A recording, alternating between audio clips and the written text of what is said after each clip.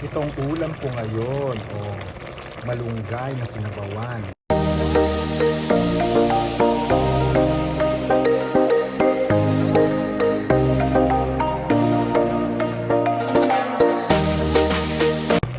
Itong ulam ko ngayon, malunggay na sinabawan. Ito ang ulam ko ngayon, bulanglang na dahon ng malunggay at may natira kasing inihaw na hito. Ibinulang lang ko na lang, mayroong kamoting baging, nilagyan ng sibuyas, kamatis, ang sarap ng higop, mainit na sabaw. Tapos meron din natira na hipon at saka itong hito rin na pinrito.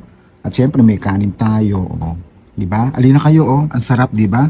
Ang sarap ng pagkain natin, puro leftover, pero nagawa natin ng paraan yung inihaw na hito na nilagay sa bulanglang. Edi meron tayong ulam na karaos na ng 1 oras at napakasarap, di ba? Alina kayo, samahan niyo na akong kumain, Sarap.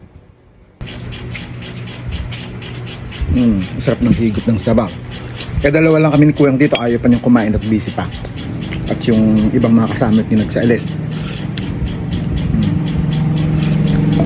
Sarap ng sabaw pag mainit, at saka pag madalang mga ganito na yung yung mga ganitong bula-bulang lang, sarap. Yung dahon ng malunggay, diba? Higop tayo para tayo magpapagatas.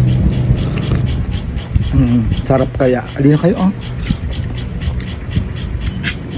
sarap kumain, diba? Saka may natira pa din kaming hipon na impritong hipon. Yung maliliit, yung pati ulo pwedeng kainin. Excuse me. Walang itatapon. Sarap kaya,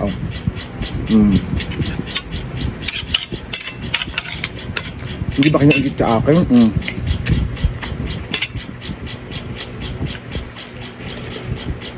Ang sabaw, ang sarap.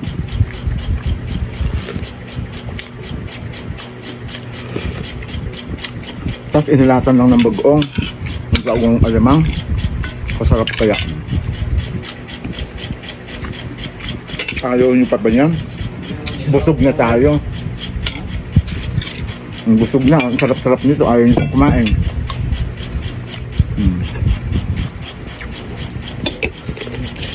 Ay, yung hito. Baka gusto itong prito. Meron po yung sabaw na malunggay, Meron pang may pansit pa dyan, ayan, kawali. Baka kainin po, mi. Ang aso ni Kuwang ay pihikan, Kasarap, Sarap.